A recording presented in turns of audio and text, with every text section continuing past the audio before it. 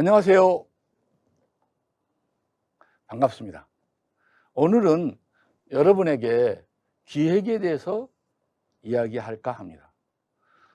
기획은 우리 교육 전문직에게는 매우 중요한 것인가 봐요. 왜냐하면 17개 시도교육청과 교육부 할 것 없이 기획은 모두 시험을 봅니다. 즉 인성평가와 기획은 어느 시도나 교육부나 안 보는 데가 없습니다. 그래서 굉장히 중요하고, 예를 들어서 사무관 되려면 기획 한 과목만 보고 사무관 시험 하는데 그 과목이 기획 한 과목입니다. 그리고 교육부 전문직을 뽑을 때도 전에는 기획 하나만 봤습니다. 그런데 이제 교육부도 논술도 보고 인성평가도 하긴 하는데, 그만큼 기획, 우리 국영수 할 때 하는 것처럼 기획은 굉장히 교육 전문직의 중요한 과목으로 나타나고 있습니다. 오늘은 기획에 대한 첫 번째 주의이기 때문에 먼저 기획이란 무엇인가, 개요, 개관, 용어 정의 이런 것부터 우선 해보도록 하겠습니다. 기획이 여러분에게 어렵다 하는 건 생소하다는 거예요. 여러분은 논술은 많이 써봤잖아요. 면접도 해봤잖아요. 했는데 기획은 안 해봤다는 생각이 들어요. 그리고 계획은 해봤는데, 계획서는 써봤는데 기획이니까 계획과 기획은 어떻게 다르나 이런 생각도 들곤. 그래서 생소하기 때문에 가장 어려워하는 부분이 여기입니다. 교육부에서 시험 볼 때는 기획 한 과목 시험을 보통 자료를 14페이지, 17페이지를 주고 이 쓰는 시간을 4시간을 준 적이 있습니다. 4시간을 줘도 어렵습니다. 보통 시도교육청은 90분을 주죠. 그래도 어렵습니다. 그러면 기획이 뭐냐 할 때 계획을 기획하다 이런 뜻인데, 제가 기획을 하는 것과 아는 것의 차이. 자, 제가 교장 선생님을 할 때 캠프 활동을 가는 것을 보고 내가 그 다음 날 우리 캠프 활동을 안전하게 잘 하고 있는지 교감 선생님과 같이 가 보았습니다. 가 보았더니 학생들이 열심히 활동 중인데 우리 선생님들이 안 보여요. 그래서 우리 선생님들은 어디 계십니까 했더니 숙소에서 주무시고 계십니다. 그러니까 아니 지금 시간이 몇 시인데 잠을 자고 있어요 하고 제가 숙소에 가봤습니다. 숙소에 갔더니 이렇게 교장 선생님 오셨어요 하면서 눈을 부비면서 나와요.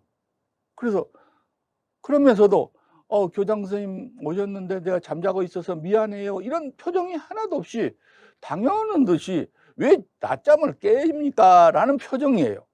그래서 제가 왜 학생과 함께 하지 않습니까?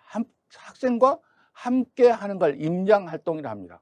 어떤 사고가 났어도 선생님이 학생과 함께 하고 있으면 선생님은 선의의 주의를 다했기 때문에 면책이 됩니다.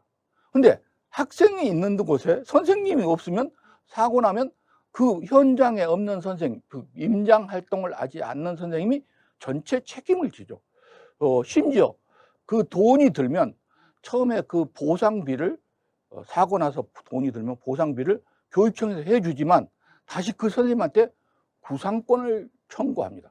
구상권이라면 거기에 들어간 손해배상을 선생님이 해야 돼요. 그만큼 선생님이 할 수 있는 최선을 다했느냐, 잠이나 자고 있느냐 굉장히 다르거든요.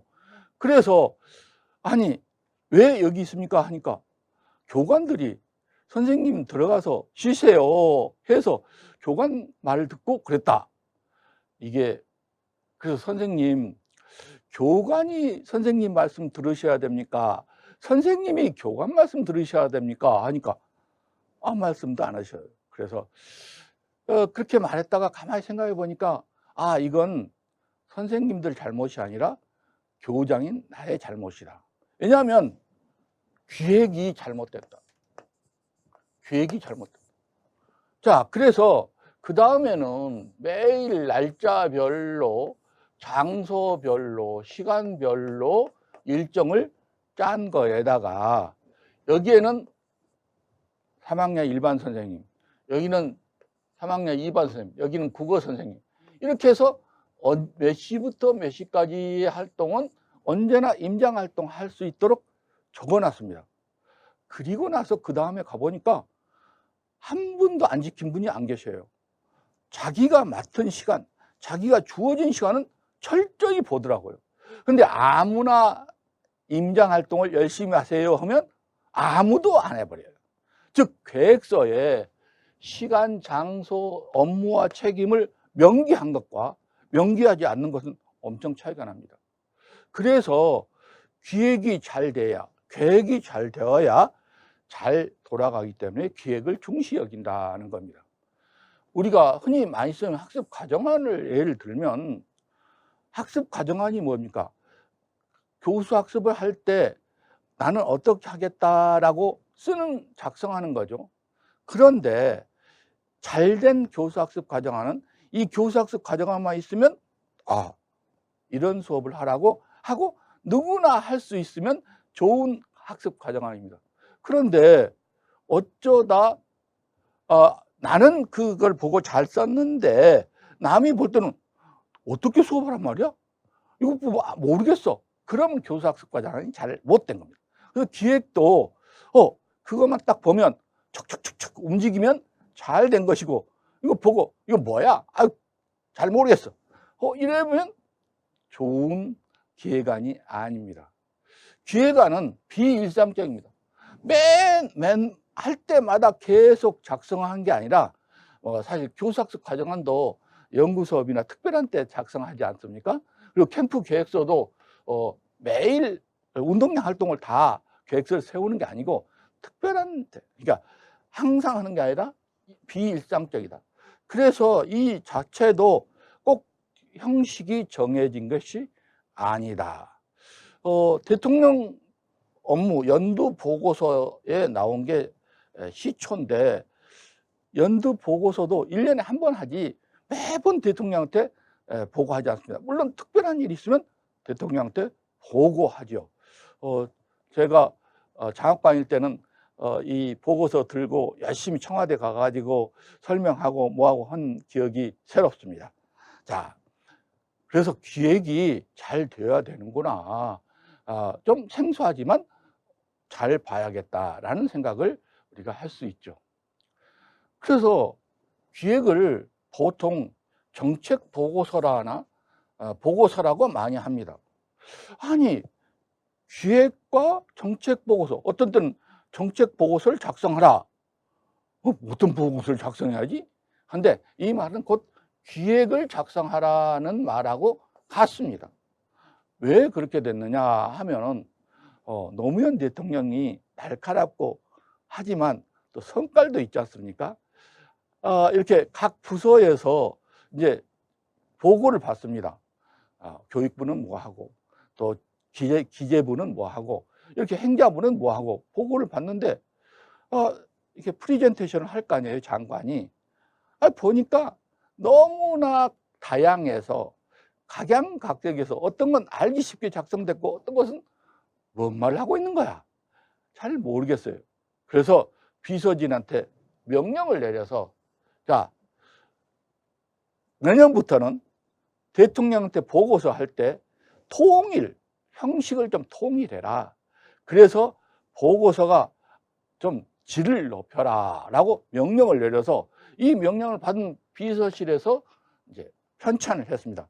이런 내용으로 보고 개요 뭐고 이 문서가 작성이 되어서 그 다음부터는 이 보고서를 중심으로 기획서를 만들게 되어서 보고서의 기본이 되었고, 정책 보고서라는 이름으로 기획이 마치 정책 보고서인 양 연결되었습니다. 그래서 정책 기획 보고서인데 정책 보고서라고 써져 있는 데도 많습니다. 그래서 어떤 시험 문제를 보면 정책 보고서를 작성하시오. 그럼 이게 뭐야? 하고 당황하지 말고 우리가 배운 기획을 하라는 소리구나. 이렇게 생각해야 돼요.